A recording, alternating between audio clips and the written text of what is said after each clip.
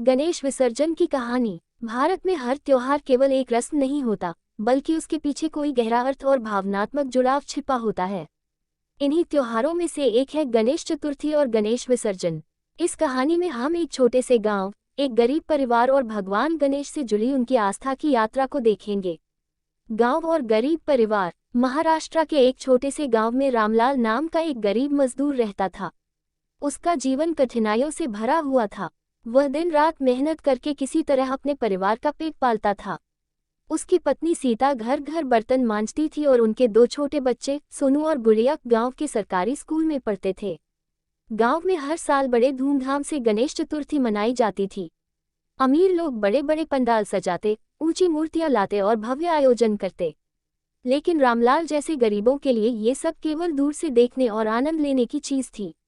गणेश जी को घर लाने का सपना।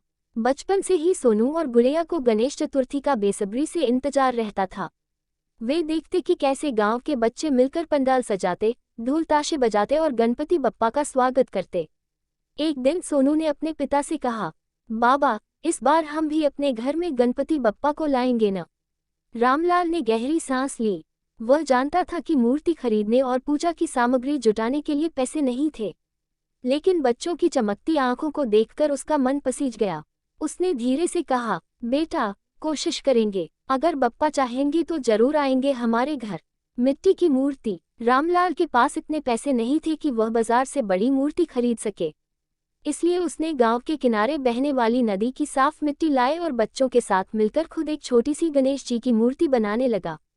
सोनू और गुड़िया बड़े उत्साह से मिट्टी गूंथते, कान और सूंड बनाते। सीता ने मूर्ति पर हल्का सा रंग चढ़ाया। मूर्ति भले ही छोटी और साधारण थी, लेकिन उसमें प्रेम और आस्था भरी हुई थी।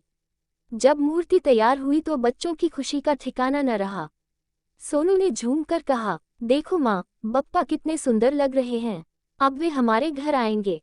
गणेश स्थापना। गणेश चतुर्थी के दिन रामलाल ने अपने झोपड़े को साफ किया।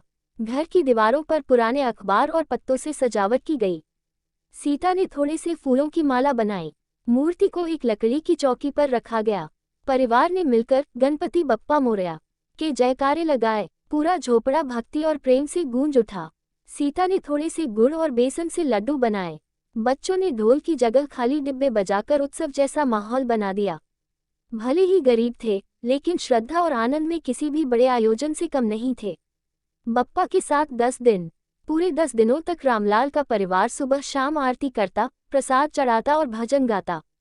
पड़ोस के लोग भी पूजा में शामिल होने लगे। बच्चों ने देखा कि कैसे उनके घर में शांति और खुशियां आ रही हैं।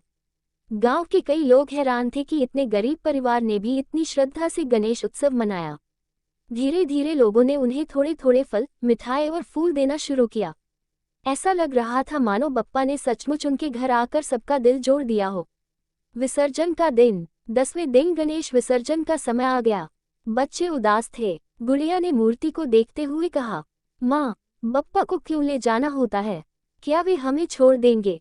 सीता ने समझाया, बेटी, बप्पा कहीं नहीं जाते। विसर्जन का मतलब है कि वे पानी में मिलकर फिर से मिट्टी बनेंगे और अगले साल हमारे घर लौट आएंगे।